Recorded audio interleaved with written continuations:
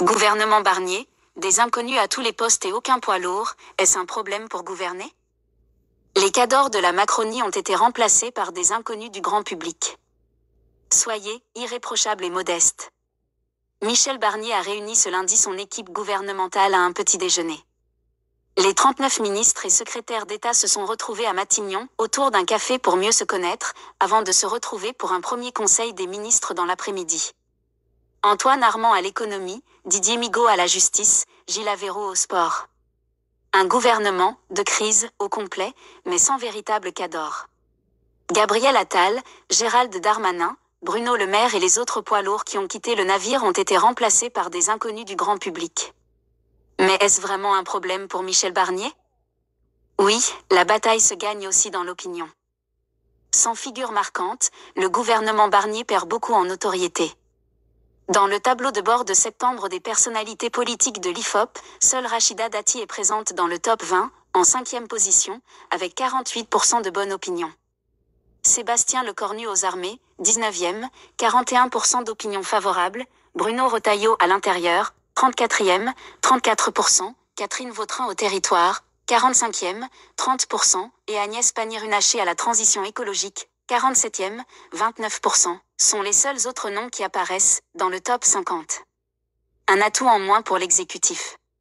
Si vous n'avez pas de ministres bien identifiés auprès du grand public, qui peuvent être reconnus dans une matinale par exemple, ça peut être un problème pour défendre l'action du gouvernement, estime Benjamin Morel, docteur en sciences politiques de l'ENS Paris-Saclay. Non, il n'y aura pas trop d'égo à gérer. Mais depuis 2022, l'action gouvernementale a aussi été régulièrement polluée par les ambitions de macronistes, qui se rêvaient déjà qualifs à la place d'Emmanuel Macron.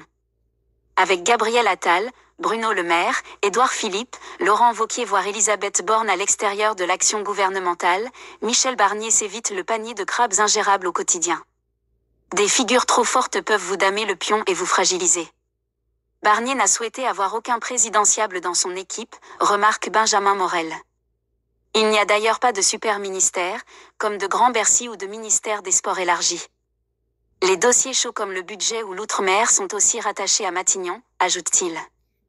Le chef du gouvernement l'a d'ailleurs reconnu au JT de France 2 dimanche. Le choix, c'était de dégager l'action des 2 ans qui viennent le plus possible de ce qui va se passer ensuite avec l'élection présidentielle. Oui, car l'Assemblée s'annonce bouillonnante. Reste qu'avoir des ministres expérimentés ne peut être qu'appréciable au moment de défendre des projets de loi dans la bouillonnante Assemblée nationale. Pour faire face à des oppositions qui ne leur promettent aucun cadeau, mais aussi pour convaincre les élus du camp présidentiel. Quand il faudra défendre des textes polémiques, par exemple sur l'immigration, qui risquent de faire voler en éclats la majorité, le problème d'incarnation peut se poser, indique Benjamin Morel.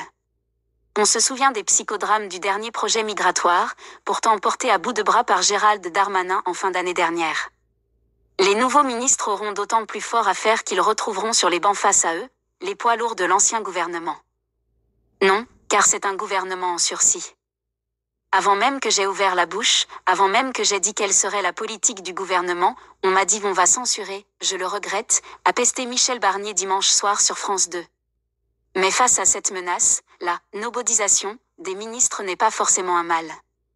La question centrale pour ce gouvernement, c'est de ne pas être renversé et de faire voter un budget avant la fin de l'année, rappelle Benjamin Morel.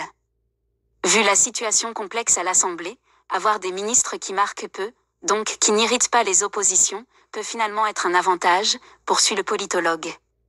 Ou l'art de ne pas faire de vagues pour éviter la tempête.